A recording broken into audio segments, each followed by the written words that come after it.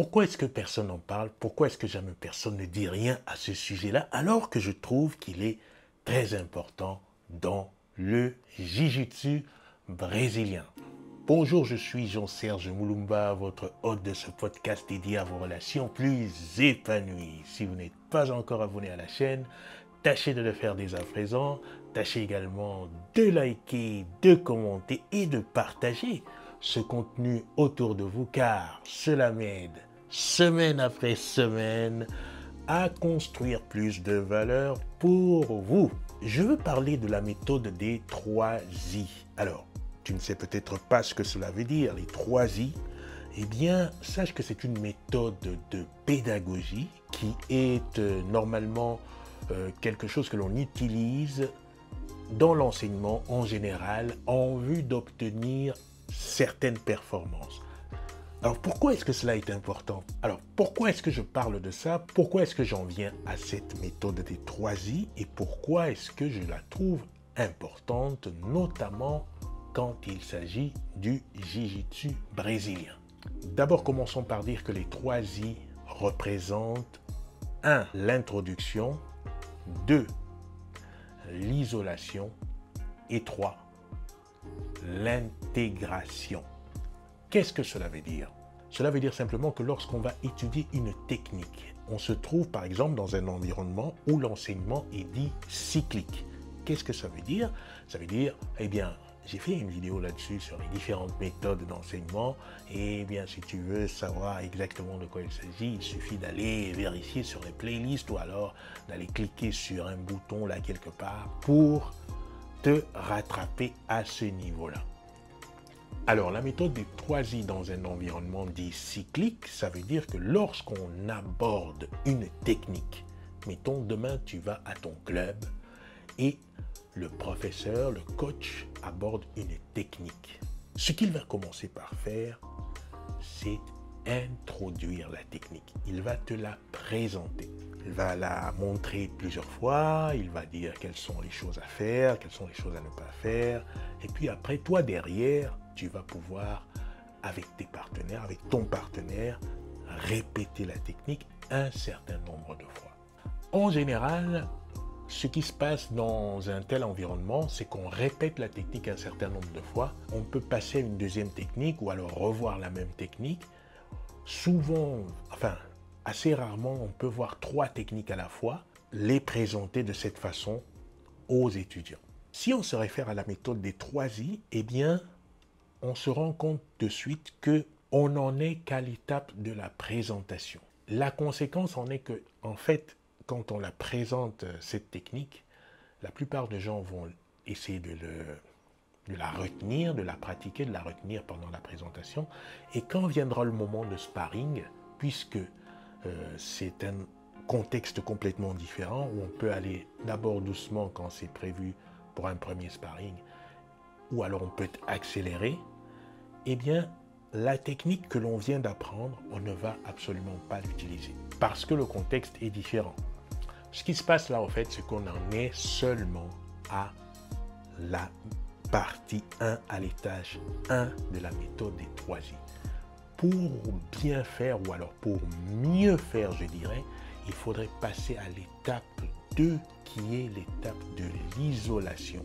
En quoi consiste-t-elle? On peut la prévoir de plusieurs façons, mais une des façons qui est assez probante est de, par exemple, introduire un niveau de résistance assez gradué.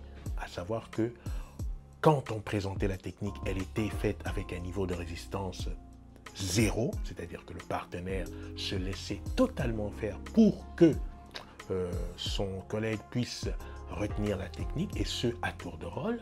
Mais là, en isolant, on essaye d'introduire 30% de résistance, puis après 60% de résistance, enfin de façon graduée pour que celui qui apprend la technique puisse avoir des sensations en temps réel et comprendre que, en fait, dans l'apprentissage de la technique, il y a des écueils pour atteindre la réalisation complète de sa technique. Il faudra qu'il résolve des problèmes de contrariété, de barrage, des problèmes de contre, des problèmes d'extension, de contraction, pour pouvoir atteindre le résultat. Ça permet de le familiariser en quelque sorte à un minimum de résistance et lui donner des éléments de proprioception, d'ajustement, d'adaptation pour mieux saisir les subtilités de la technique réalisée.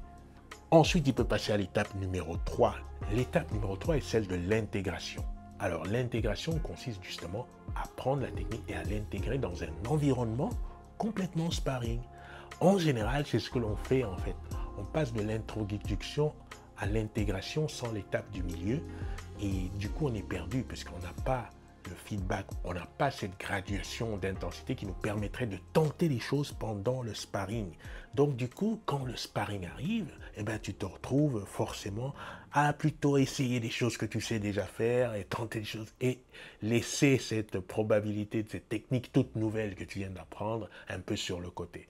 Donc du coup, ça fait une perte. Moi, je trouve que ça fait une perte de temps, de bagages. Alors, on arrive peut-être à se rattraper de tout ça avec le temps, en brodant, etc. Mais je trouve que ce serait un gain pour tous s'il y avait cette partie 2 de l'intégration lors de l'apprentissage de technique. Je pense qu'une façon de le mettre en place serait par exemple de dire que pendant le premier sparring, eh bien, tout le monde monte la résistance à seulement 30% afin que le partenaire puisse essayer de retrouver la technique en s'assurant que le partenaire, qu'on le laisse gagner, qu'on le laisse retrouver ses techniques et puis on inverse les rôles.